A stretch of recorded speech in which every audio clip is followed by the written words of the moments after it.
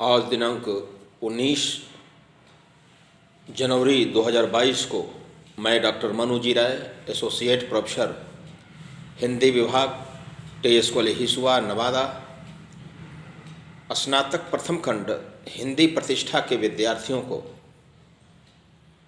उनके पाठ्यक्रम में निर्धारित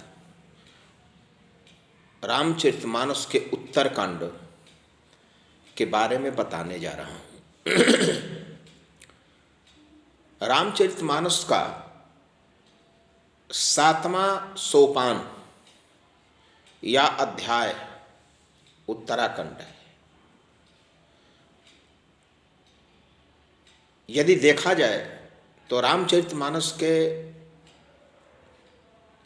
जितने अध्याय हैं वे स्थान पर आधारित हैं या अवस्था पर आधारित हैं, लेकिन उत्तरकांड एक अलग वैशिष्ट्य रख रहा है। बालकांड राम आदि चारों भाइयों के बाल्य जीवन पर आधारित है। अयोध्या कांड अयोध्या का राजा कौन बने है इस पर आधारित है। अरण्य कांड राम जंगल में भ्रमण कर रहे हैं सीता और लक्ष्मण के साथ, उससे संबद्ध है। किष्किंधा कांड में सुग्रीव और बाली की कथा है, बाली का वध होता है, वह उस स्थान से संबद्ध है। इसके बाद सुंदर कांड हनुमान के जीवन के वैशिष्ट्य से संबद्ध है, उनके पौरुष का वर्णन है उसमें। लंका कांड लंका में राम के प्रयाण का सोपान है। लेकिन रामचरितमानस का 7वां कांड या 7वां सोपान जो उत्तरकांड है, उसके नामकरण से भी उसका वैशिष्ट्य निकलता है। चूंकि लंका हमारे देश के दक्षिण में है, राम लंका पर विजय प्राप्त करने के बाद, रावण आदि राक्षसों के संहार के बाद, पुष्पक विमान से सीता और लक्ष्मण के साथ अयोध्या की ओर प्रस्थान करते हैं। वह पुष्पक विमान दक्षिण से उत्तर की ओर प्रस्थान करता है और यहीं से कथा आरंभ हो जाती है। इधर राम के भाई भरत जी नंदी ग्राम में प्रतीक्षा कर रहे हैं और उधर से वे विमान के साथ आ रहे हैं। दूसरा, रामचरितमानस में 4 घाटों पर राम कथा चल रही है। एक घाट पर शंकर जी कथा कहते हैं, पार्वती जी श्रवण करती हैं। दूसरे घाट पर याज्ञवल्क्य जी कथा कहते हैं, भरद्वाज जी श्रवण करते हैं। तीसरे घाट पर तुलसीदास जी कथा कहते हैं, अन्य संत श्रवण करते हैं। और चौथे घाट पर कागभुशुंडी जी कथा कहते हैं और गरुण आदि पक्षी उसका श्रवण करते हैं। इस प्रकार चारों घाटों पर कथाएं चल रही हैं, लेकिन राम कथा का प्रतिपाद्य क्या है, इसके बारे में गोस्वामी जी ने कहा है, जेहिमह आदि मध्य अवसाना प्रभु प्रतिपाद्य राम भगवाना। जिसके आदि में, जिसके मध्य में और जिसके अंत में, जेहिमह आदि मध्य अवसाना, अंत में प्रभु प्रतिपाद्य होंगे जो राम भगवान होंगे। राम भगवान अर्थात जो दाशरथी राम है वही भगवान है। तुलसीदास ने यही प्रतिपादित किया है। और चारों घाटों पर जो कथा चल रही है उसमें भी यही है कि भगवान राम ही ब्रह्म राम है। जबकि इसके पूर्व कबीर दास ने कहा था, दोई भुजा के भजन में भूल पड़े सब संत, कबीरा सुमिरे तासुको जाके भुजा अनंत। यानी दो भुजा वाले भगवान की पूजा कबीर दास नहीं करते, नहीं मानते उन्हें भगवान। दशरथ सुत्ति लोक बखाना, राम नाम का मर्म है आना। राम नाम का मर्म अलग है, वो दशरथ के बेटे का राम नाम स्वीकार नहीं करते थे। लेकिन इन चारों घाटों पर जो कथा चलती है उसमें यही है कि भगवान राम जो दाशरथी राम है वही भगवान है, वही परम पिता परमेश्वर है।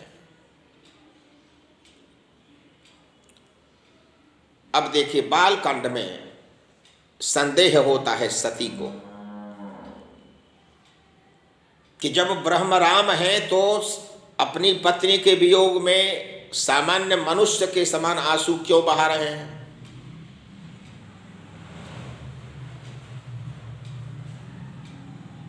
इस शंका के समाधान के बाद जब पार्वती के रूप में उनका अवतरण होता है तो यह शंका समाप्त रहती है। यहां तक कि जब परीक्षा लेती हैं सीता बन करके, सती सीता बन जाती हैं, उस समय राम लक्ष्मण और जानकी तीनों एक साथ दिखाई पड़ते हैं। सीता का हरण वहां नहीं दिखाई पड़ता। अर्थात सीता के वियोग में रोने वाले राम सीता से अलग नहीं है, वे ब्रह्म राम हैं। जीव उनके साथ लक्ष्मण हैं और माया सीता है। ब्रह्म जीव बिच माया जैसी। अब दूसरे याज्ञवल्क्य जी के समक्ष भरद्वाज जी प्रश्न करते हैं कि क्या ये जो राम है वो ब्रह्म राम है या अलग है।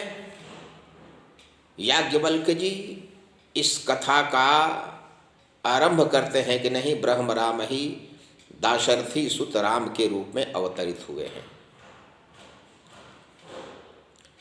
काकभुशुंडी और गरुण का जो संवाद होता है,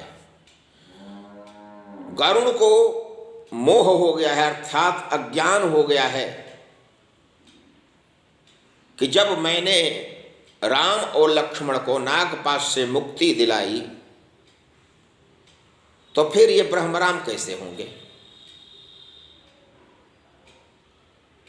ब्रह्म तो जीव को मुक्त कराता है और मैंने इनको मुक्त कराया, अर्थात ये मनुष्य हैं।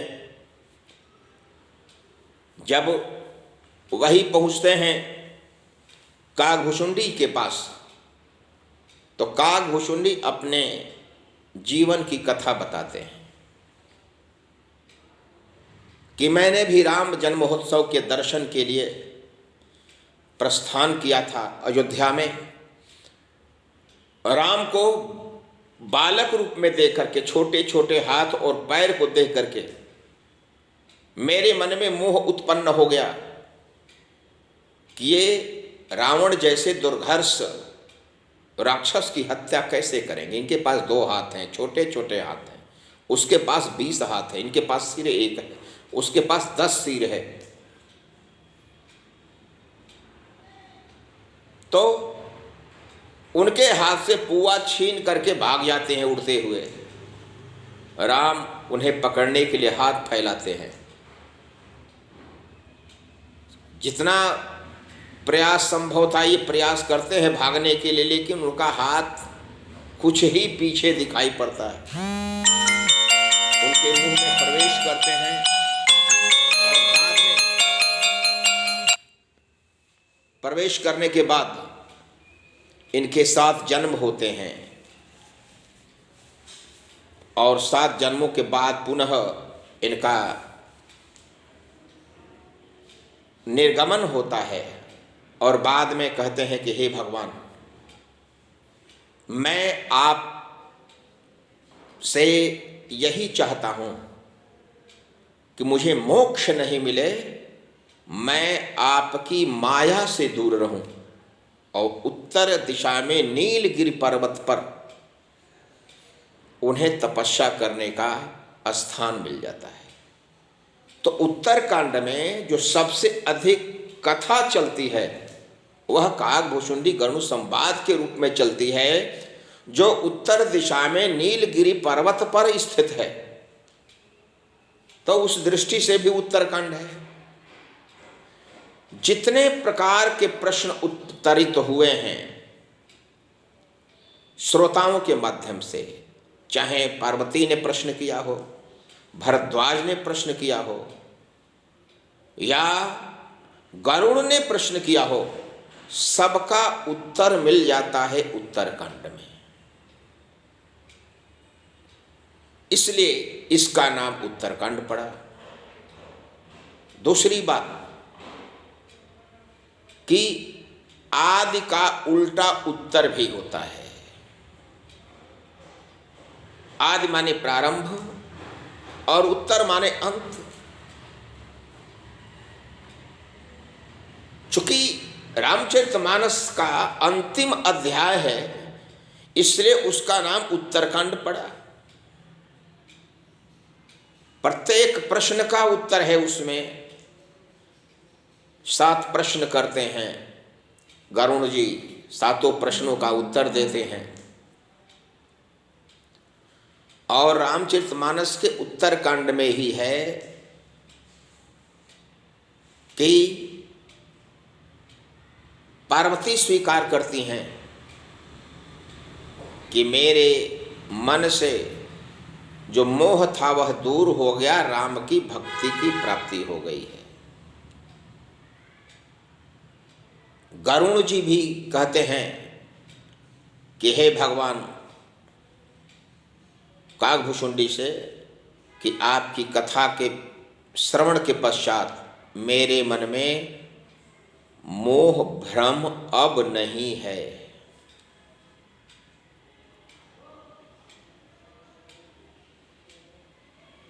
यही नहीं, तुलसीदास जी अन्य वक्ताओं के समान यह बार बार सिद्ध करते हैं कि राम भगवान जो हैं वही दशरथी राम है, दोनों में कोई भेद नहीं है। जेहि इमि गावहि वेद बुध जाहि धरहि मुनिधान, सोई दशरथ सुत अवधपति कृपा सिंधु भगवान। वही दशरथ जिन्हें नेति नेति शिव यही ब्रह्म निरूपा, जिसको नेति नेति कहते हैं वेद, वही भगवान अवतरित हुए हैं। तो उत्तरकांड रामचरितमानस का एक विशिष्ट अध्याय है। मूल रूप से रामचरितमानस के उत्तरकांड की कथा पूर्वार्ध से पूर्व ही समाप्त हो जाती है। राम की राजगद्दी के बाद राम की कथा नहीं रहती है, वानर भालुओं की विदाई हो जाती है। लेकिन जो गोस्वामी तुलसीदास का अभिप्राय था वह अभिप्राय अधूरा रह जाता है। और वह अभिप्राय था कि जो कबीरदास ने कहा था कि दशरथ सुत तिहु लोक बखाना, राम नाम का मर्म है आना, यानी वे ब्रह्म राम को दाशरथी राम से भिन्न समझते थे। गोस्वामी तुलसीदास ने रामचरितमानस के उत्तरकांड में और सूरदास ने सूरसागर के भ्रमर गीत प्रसंग में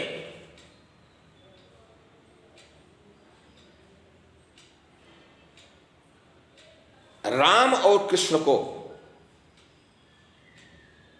ब्रह्मत्वया एकमात्र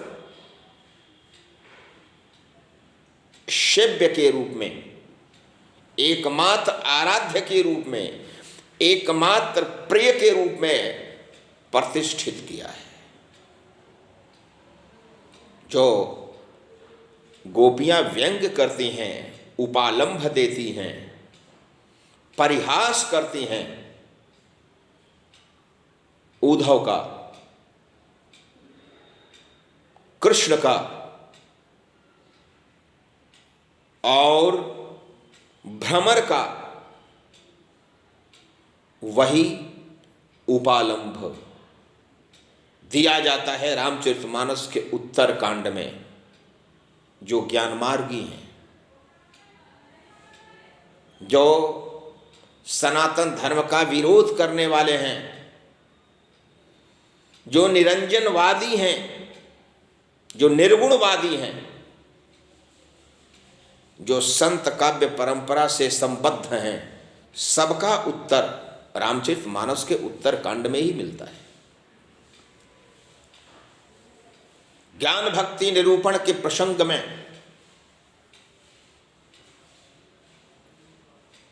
काकभुशुंडी ने स्पष्ट किया है, सेवक सेव्य भाव बिनु भवन तरिय उर्गारी। यानी सेवक और सेव्य का भाव होना चाहिए किसके बीच में? भगवान और भक्त के बीच में। ये भगवान और भक्त का जो संबंध चलता है वह किसी भी संबंध से विशिष्ट है।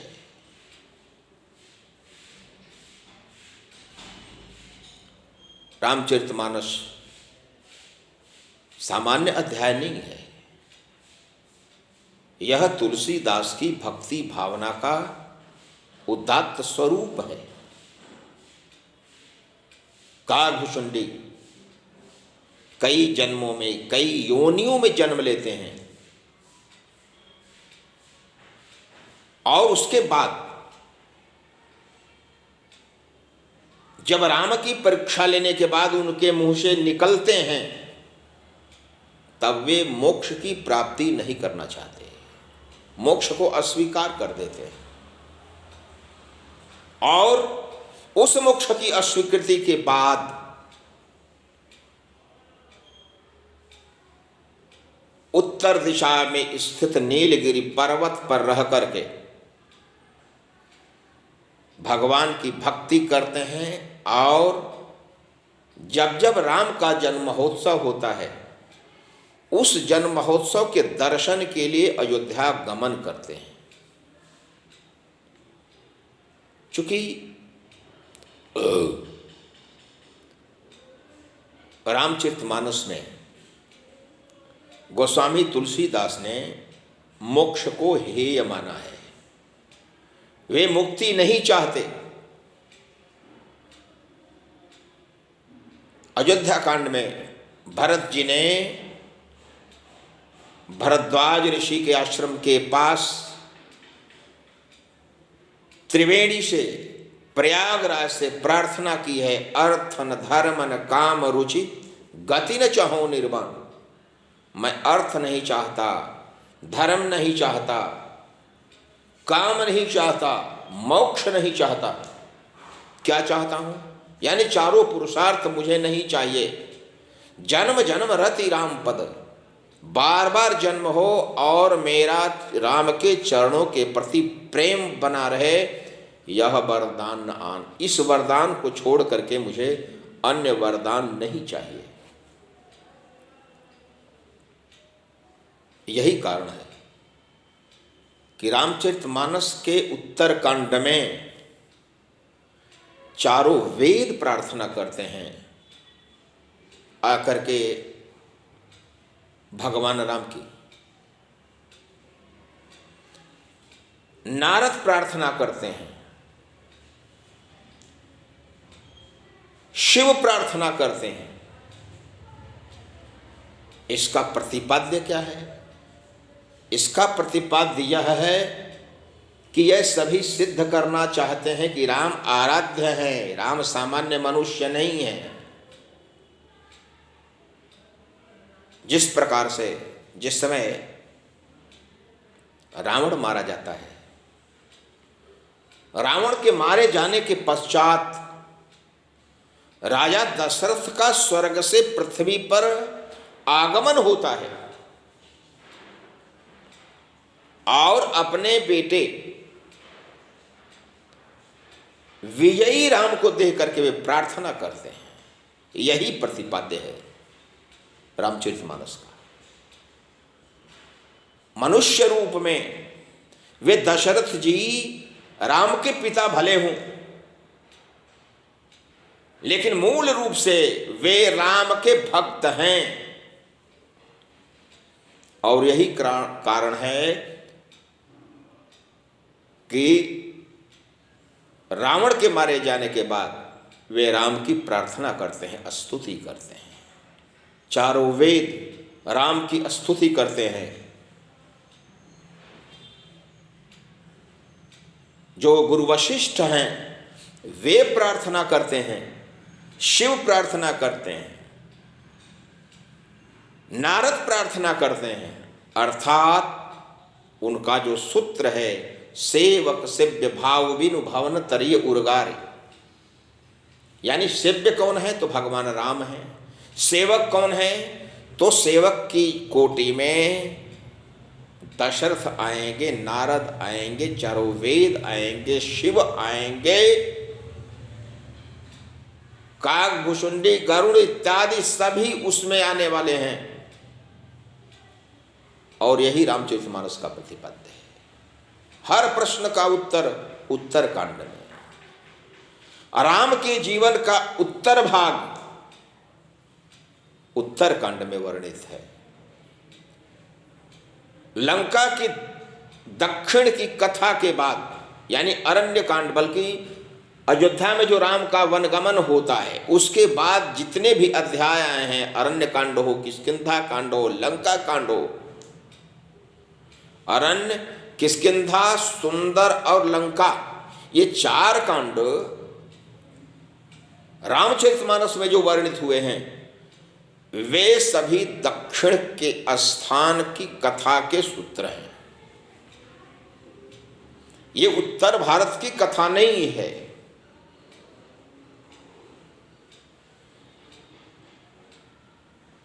राम का अयोध्या में ही वनगमन हो जाता है, चित्रकूट पहुंच जाते हैं। उसके बाद जो भी कथा आती है वह दक्षिण भारत की कथा है, उत्तर भारत की कथा नहीं। उत्तर भारत की कथा सिर्फ उत्तरकांड में आती है, जब राम पुष्पक विमान से लंका से प्रस्थान करते हैं, भरत से मिलते हैं, अयोध्या में माता से मिलते हैं, परिजनों से मिलते हैं, प्रजा से मिलते हैं, राम का राज्याभिषेक होता है। यह सब उत्तर की कथा है। लेकिन वह जो कथा का भाग है, राम की जीवन के प्रसंग का भाग है, वह सीमित है। उत्तरकांड में मूल रूप से कथा चलती है काकभूषुंडी और गरुड़ के संवाद की। काकभूषुंडी स्वयं मोह से ग्रस्त रहने वाले प्राणी थे, लेकिन मोह से मुक्ति के पश्चात गरुड़ के मोह का शमन भी करते हैं। याज्ञवल्क्य जी भारद्वाज के प्रश्न का उत्तर देते हैं। वो स्वामी तुलसीदास जी पूरे रामचरितमानस में यह सिद्ध करने का प्रयास करते हैं कि राम परब्रह्म है, सीता ब्रह्म राम की विद्या माया है, लक्ष्मण जीव हैं और प्रत्येक पात्र का यह लक्ष्य है भगवान की भक्ति की प्राप्ति करना।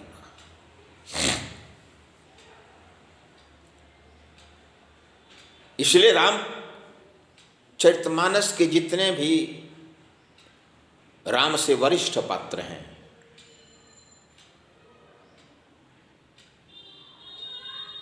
प्रत्यक्ष या परोक्ष रूप से राम को पूज्य मानते हैं। जैसे जिस समय रामचंद्र जी दुल्हे के रूप में हैं, उनके पद प्रक्षालन के लिए उपस्थित होते हैं, राजा विदेह अपनी धर्म पत्नी के साथ उनके पद का प्रक्षालन करते हैं। दंपति अति स्नेह अनुरागे, चरण सरोज पखारन लगे।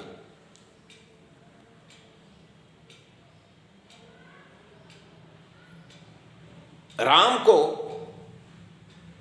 देखने के बाद ऐसा लगता है बरबस ब्रह्म सुख ही मन भागा।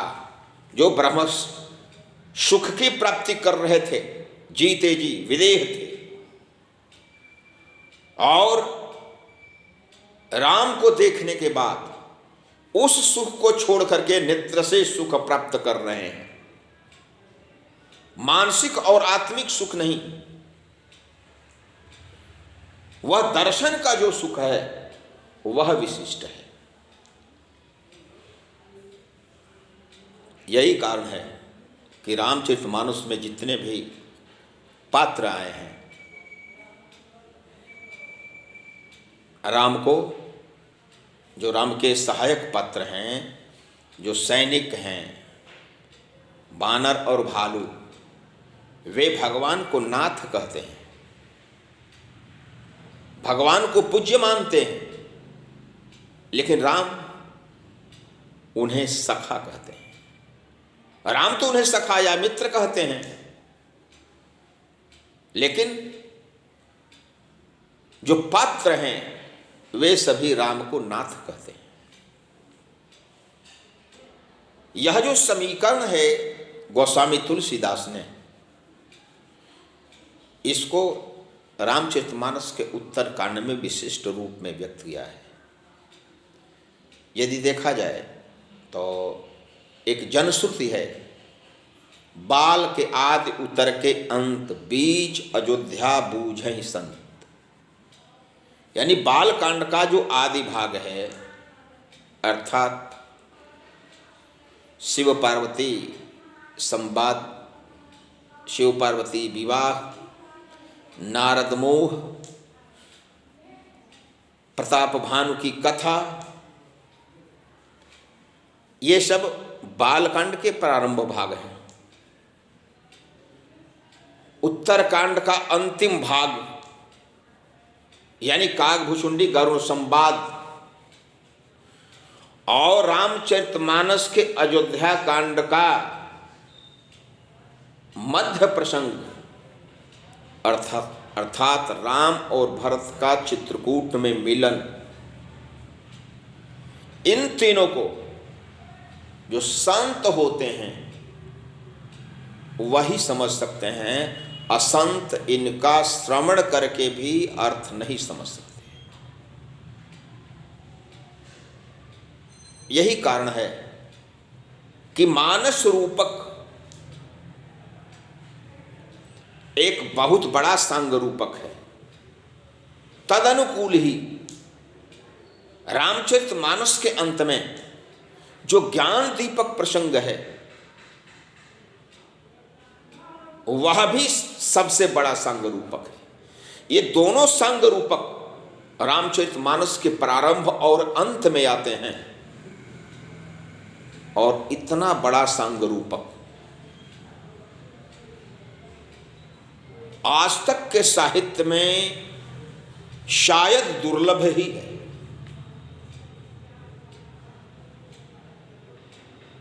तुलसीदास की भक्ति भावना का यदि सूत्र रूप में प्रस्तुतिकरण हुआ है, रामचरितमानस के प्रतिपाद्य का प्रस्तुतिकरण हुआ है, तो वह उत्तर कांड के उत्तरार्ध में हुआ है। इसलिए उत्तरकांड रामचरितमानस का विशिष्ट प्रसंग है। गोस्वामी तुलसीदास जी श्री संप्रदाय में दीक्षित थे। आचार्य रामानुजाचार्य के शिष्यानुशिष्य थे, शिष्यों के शिष्य थे। इसलिए जो कैंकर्य भाव है, जो दास्य भाव है, वह इनके काव्य में है। यही नहीं, जो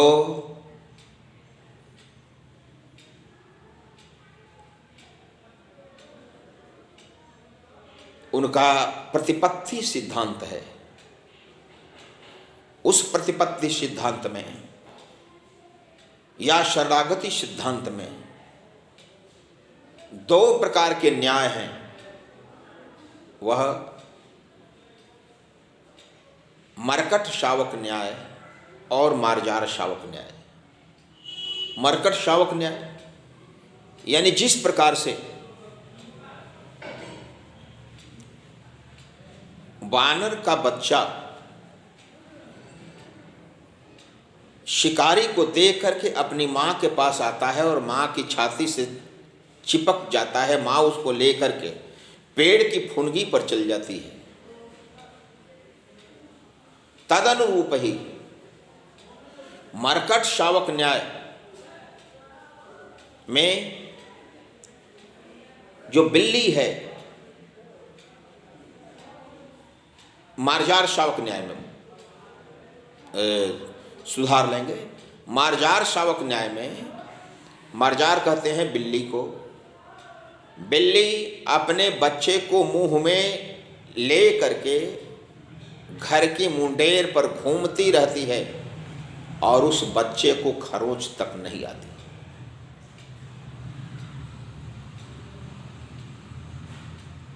भगवान अपने भक्त के साथ भी यही व्यवहार करते हैं। जो भक्त इनके पास आ जाता है उसको भी सुरक्षा देते हैं, और जो भक्त पूर्णतः असमर्थ है, आंखें नहीं खुली हैं, जैसे मार्जार शावक की, तो उसके पास भगवान स्वयं पहुंचते हैं, वही उठा करके लेकर चलते हैं। यह जो न्याय है, मार्जार शावक न्याय और मरकट शावक न्याय, इन दोनों का पालन हुआ है रामचरितमानस के उत्तरकांड में। हमारे विद्यार्थी यह ध्यान दें कि तुलसीदास जी शरणागत भक्त थे और कागभूषण जी जो मुख्य वक्ता हैं रामचरितमानस के उत्तरकांड के, वे भी शरणागत भक्त ही हैं। और शरणागति के 6 तत्व माने गए हैं और 6 तत्व रामचरितमानस के उत्तरकांड में है। पहला है आनुकूल्यस्य संकल्प, यानी भगवान के अनुकूल रहने का संकल्प। भगवान के हम प्रतिकूल नहीं रहेंगे, ऐसा संकल्प भाव कि हम भगवान के सगुण रूप की पूजा करेंगे, सगुण रूप ही हमें चाहिए, हमें अन्य कोई रूप नहीं चाहिए। कागभूषण जी ने तो निर्गुण स्वरूप का विरोध किया था। उन्हें सपति होई पंछी चंडाला, चंडाल पक्षी का अभिशाप मिला, अजगर होने का अभिशाप मिला, लेकिन उस अभिशाप को भी उन्होंने वरदान समझा और भक्त बने रह गए। प्रातिकूल्यस्य वर्जनम, भगवान के प्रतिकूल जो तत्व हैं उनसे अलग रहना। जाके प्रिय न राम वैदेही तजियता ही कोटि बैरीशम यद्यपि परम स्नेही। तो परम स्नेही है तब भी उसका परित्याग कर दीजिए। यह जो भाव है वह रामचरितमानस में आया है।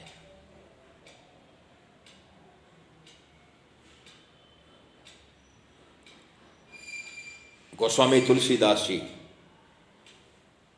कलयुग वर्णन में, मानस रोग वर्णन में ये बताते हैं कि जो राम के विरोधी हैं उनसे दूर रहें। आनुकूल्यस्य संकल्प प्रातिकूल्यस्य वर्जनम रक्षिस्थित विश्वासो। भगवान रक्षा करेंगे ऐसा विश्वास होना चाहिए, तब शरणागति होगी। और ऐसा विश्वास काकभुशुंडी को है, ऐसा विश्वास हनुमान को है। गोप्तृत्व वर्णम तथा, भगवान ही एकमात्र हमारे रक्षक हैं। इस रूप में उनका चयन, उनका सिलेक्शन करना कि भगवान के अलावे हम और किसी को नहीं चाहते। जैसे काकभुशुंडी को तो वरदान देने के लिए राम स्वयं उपस्थित थे, लेकिन कहते हैं कि लवण बिना बहु व्यंजन जैसे, जिस प्रकार से नमक के बिना विभिन्न प्रकार के व्यंजन व्यर्थ हो जाते हैं, उसी प्रकार से हमारे लिए अन्य वस्तुएं हैं, हमें ये नहीं चाहिए।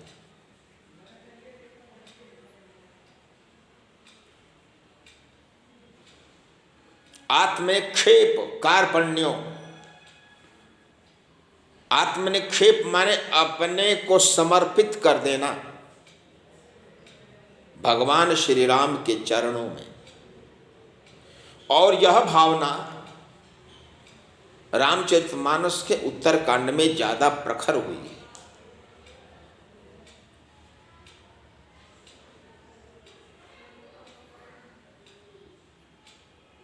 जिस समय काकभुशुंडी जी शिव के मंदिर में शिव के नाम का जप कर रहे हैं, गुरु जी उनके सामने से गुजरते हैं, गुरु को प्रणाम नहीं करते, अहंकारी बने हुए हैं। और वही गुरु जी जब गुरु को प्रणाम नहीं करते हैं तो शंकर जी उन्हें दंड देते हैं। जो नहीं दंड देव खलतोरा भ्रष्ट होई श्रुति मार्ग मोरा।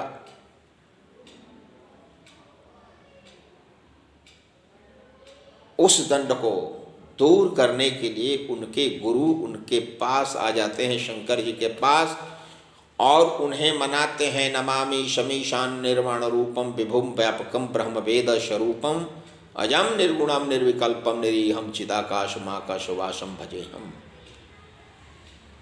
बहुत लंबी प्रार्थना है, और यह प्रार्थना किसके लिए है? तो अपने शिष्य के शाप से मुक्ति के लिए।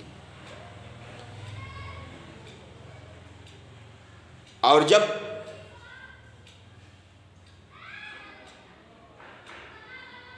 काकभुशुंडी जी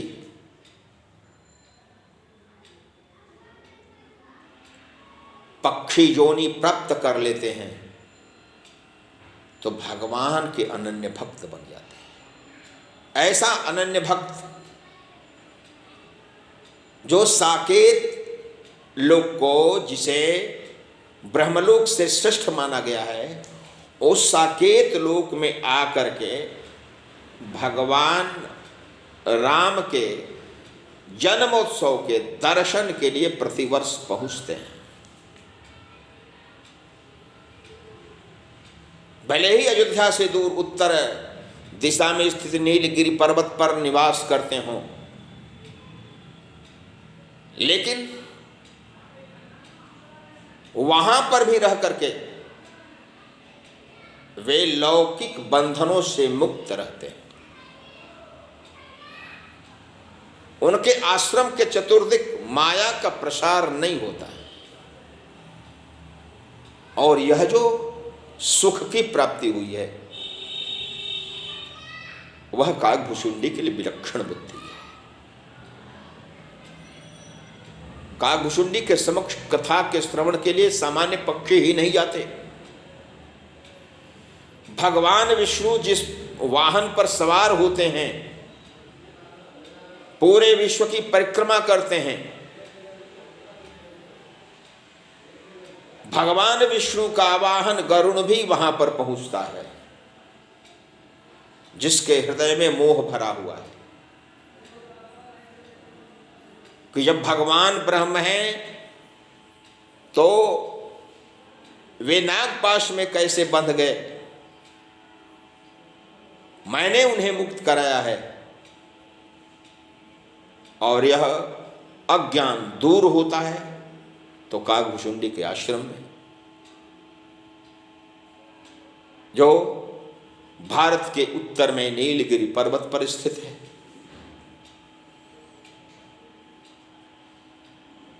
जिस समय पार्वती जी प्रश्न करती हैं शंकर जी से कि हे प्रभु, आप ये तो बताएं कि काकभुशुंडी की कथा आपने कहाँ से सुन ली। तो वो बताते हैं कि जिस समय मोह के चलते मैंने तुम्हारा परित्याग कर दिया था, तू जलकर के सती बन गई थी, उस समय मैंने बहुत दिनों तक हंस का रूप धारण करके काकभुशुंडी से कथा का श्रवण किया था। तो यह भावना बताती है कि प्रश्न और उत्तर पर जो आधारित है रामचरितमानस, 4 घाटों पर प्रश्न हो रहे हैं और चारों घाटों पर जो व्यास हैं उन प्रश्नों का उत्तर दे रहे हैं। चारों व्यासों के प्रश्नों का जो उत्तर है समवेत रूप में उत्तर कांड में ही प्रस्तुत होता है। इसलिए रामचरितमानस का जो उत्तर कांड है गोस्वामी तुलसीदास की भक्ति भावना का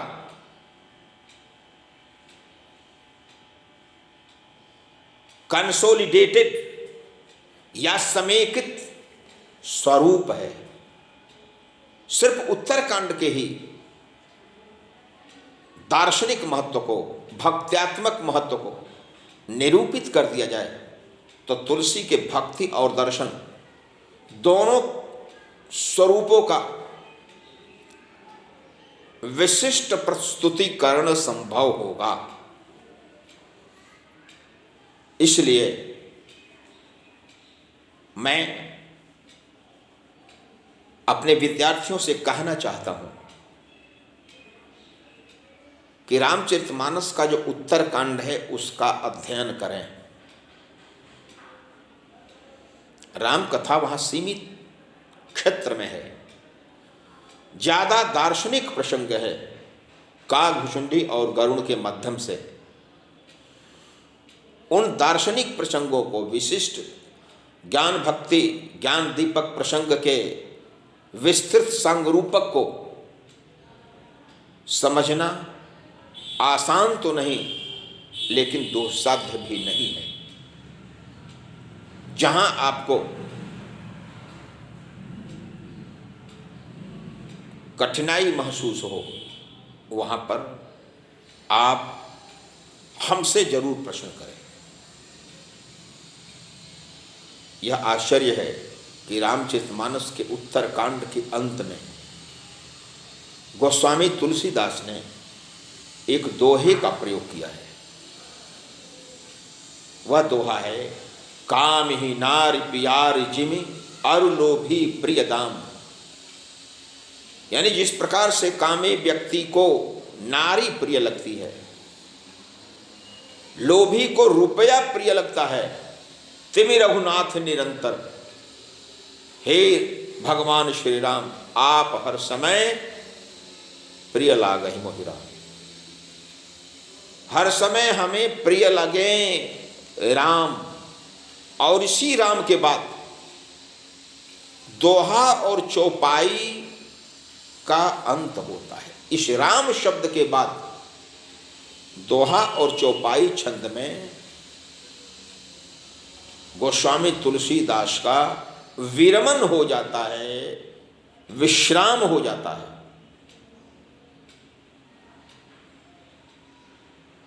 उसके बाद फलश्रुति के रूप में संस्कृत का प्रयोग करते हैं।